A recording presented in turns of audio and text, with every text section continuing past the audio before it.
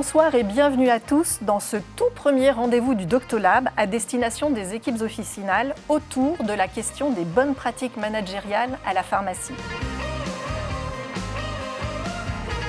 Aujourd'hui, les missions du pharmacien se diversifient avec davantage de services aux patients. Ces évolutions, elles vous demandent de vous organiser.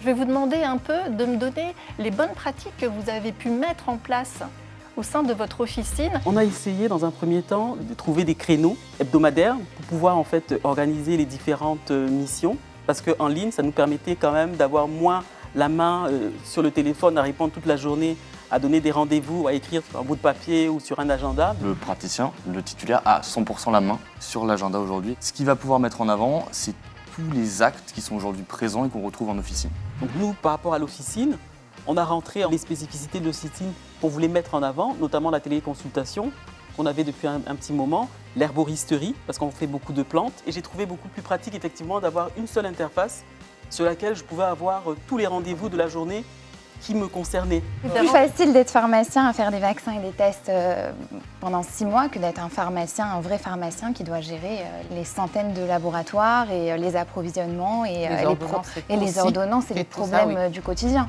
Quelle manageuse êtes-vous ? Je suis très ouverte à la discussion, à la communication.